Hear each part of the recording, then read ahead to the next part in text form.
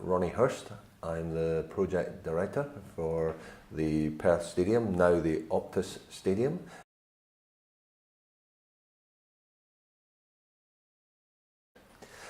Yeah, it's something we're asked regularly about, being on time and on budget. And you have to give credit to the former state government, Liberal government.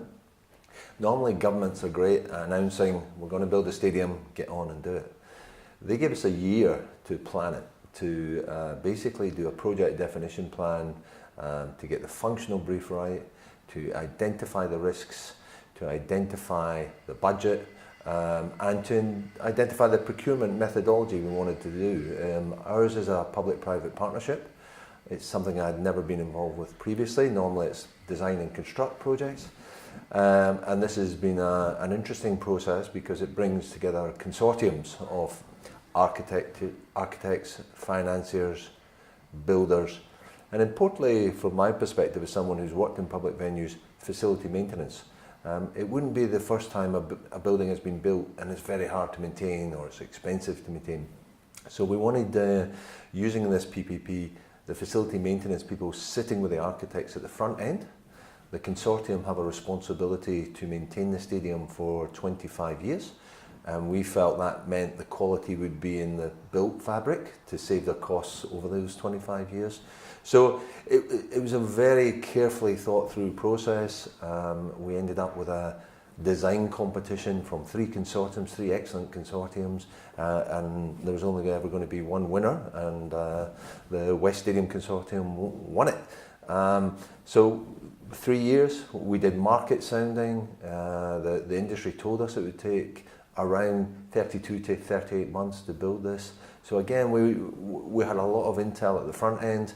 We asked the consortiums what they liked in tenders, what they didn't like, what they didn't. Obviously, they only wanted ever 2 shortlisted, but that's a high risk for a state government. So we looked at a lot of the risks, a lot of the budgeting stuff, and in the end, we ended up with a 60,000 seat stadium, meeting all our requirements.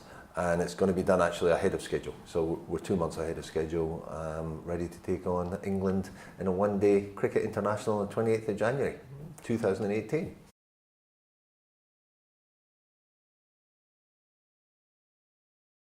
I think that was part of it. Setting the timelines was very important. We built in a window of contingency of 3 months there so that we could because when you commit to a sport that you're going to open in March 2018, they need to know you're opening in March 2018, and it does no one any good not to open on that date. So yeah, we had contingency in there. We had a proven construction methodology. There was a number of elements we left for what we call delayed design procurement.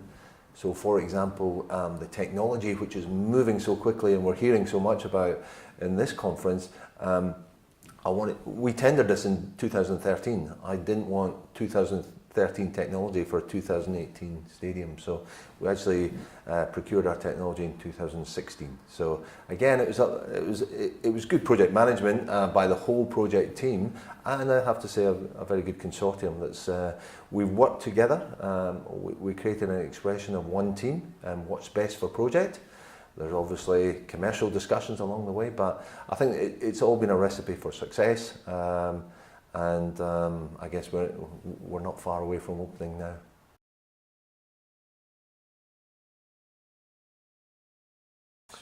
now. From the start, we developed an expression, fans first. And the trend that I could see, having looked at a number of stadiums, not so much in the UK, but certainly in the US, was a trend for people to stay in their living room. Flat screen television, surround sound, and you could buy as many channels to see all the games as much as you could for a club membership. So every design decision we took was around the fan experience, the fans first. And as a result, we've had real buy-in from a range of the user groups, 9 different user groups, who all gave us input to our design brief. When we got the consortium responses, we then let them have a look at them and tell us what they liked, what they didn't like. And then when we appointed the successful consortium, we've carried along the journey. So There has been a huge amount of community buy-in. Social media we've been very active. There was no rules, we had to make the rules up as we went along. Working in state government, that can be a challenge. So with a high profile nature like this, in Australia, where Australians love the sport, everybody was interested in what we did, and we had to keep feeding that. And as a result, I think there's this huge sense of ownership. So everything we put out there, 120,000 people for our open day in 4 hours, everything's been sold out so far, and long may that continue.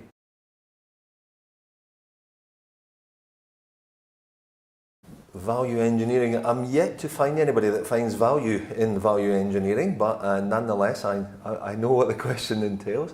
There has been, if you walk into the stadium, unless I pointed out some value engineering, you probably wouldn't see it. I'm aware of it, I know it. One example I would give you, we're a multi-use stadium, and the different sporting codes want a clean stadium. So they cannot have any other sponsor there. And one of the things I was very keen to do was IPTVs on our 101 suites. So at the flick of a switch, you can change the sponsor week in, week out. And that was value engineered, but in the scheme of things, if it meant losing some of the premium opportunities that we have, then I was quite happy with that. Relatively minor, because we knew the budget, and any modifications were us as clients, and again, we're still within our budget in terms of our expenditure.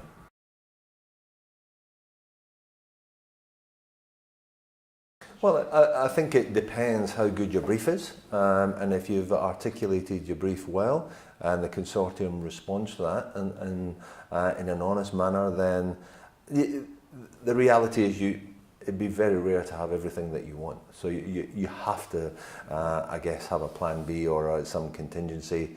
And there was the things that we were adamant about, and then there was optional issues, and very few of the optional issues we had to value engineer, very few.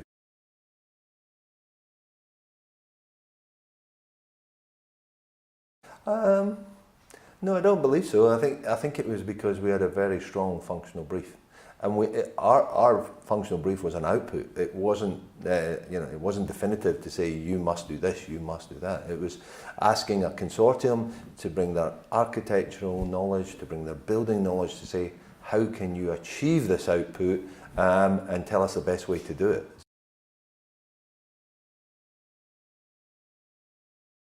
Yeah. The idea came, I went to MetLife in America, and it's, for those that don't know, it's just outside New York and in New Jersey. Very industrial looking building, fantastic, as most American stadiums are.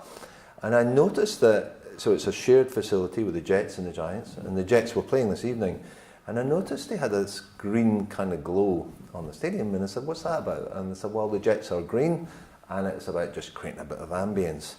And so I took that, and then with the fans' first experience, it was all about, you've got to come out your living room, you've got to be at the stadium. So I took it and then said, so how can we change the stadium week in, week out to reflect team colours? Whether it be West Coast Eagles, Fremantle Football Club, who are AFL teams, Perth Scorchers Cricket, the Wallabies, the Socceroos, or the Australian cricket team. How can we reflect such a diverse content? And I guess, 22,000 LED lights, 1.7 kilometres around the facade. It's a stadium on steroids, and it's just surpassed my expectations. And the community just love it. We're now getting requests to light it up for gay pride rallies. We have a domestic violence campaign, and the colour is orange, so there's a request to light. So it will become a very well-known public building very quickly.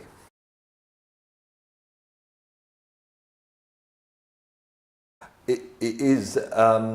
It's not accurate. We don't have full body screening, but again, based on the research around other stadiums, I wanted to create a controlled zone between the ticketing control point and entry to the stadium. And from my perspective as the client, the whole idea with that was we want to get the fans there early, enjoy the stadium, watch the game, and then hold on to them after the game. And what this controlled zone does is it allows them to activate with sponsors, radio stations, television stadiums, and you are ticketed, you are inside the venue. You can walk around the venue 360 degrees outside, you can do it inside. Secondary, and more importantly, since we developed that concept, we have the threat now of terrorism, and stadia are soft targets. So the advantage of pulling the ticket control points away from the stadia has now meant that, as has happened in Parc des Princes in France and other stadiums, the control point is now checked. You are contracted and ticketed away from the stadium, so anyone with the wrong intent would be checked there. We have 750 security cameras around the precinct and in the stadium, and we're currently looking at facial recognition software to pick up people that might be on a federal or statewide database in terms of terrorism. We've done a late modification in terms of to stop ram raids. Unfortunately happened in Barcelona, and looking at the strength of our bollards, looking at the road system, so you do not have big long runs for vehicles. So I think we're protecting ourselves as much as you can do in the current environment, without making it a fortress.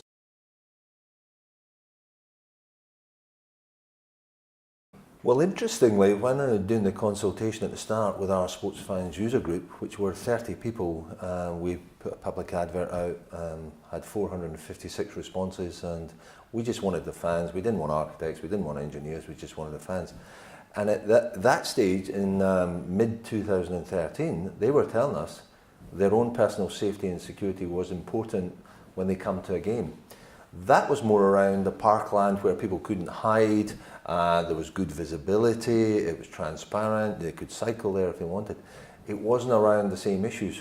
But fortunately, the design has ensured that, safety and design principles we've followed. So there's actually been very minimal upgrades that we've had to do. We have had to look at our bollard control systems. We designed the stadium so there's a ground level car park, so it's not underground, but it's ground level. And initially there's 250 car parking bays in the basement of the stadium, and we were then going to put 750 cars onto another area by going through the stadium out to the north. And we've now changed that, because putting 750 vehicles underneath a stadium without an appropriate mechanism just increases your risk. So we're actually putting them over an overland road. It hasn't meant any changes to the design. It's just an operational overlay that we're actually looking at. So, but we've taken pretty significant advice from well-known experts, and anyone that's parking underneath the stadium will be asked to get out their vehicle. It's a 3-minute security check before they move in, and that's something that is based on practice from our Eastern State colleagues, particularly the Melbourne Cricket Ground, that do this week in, week out.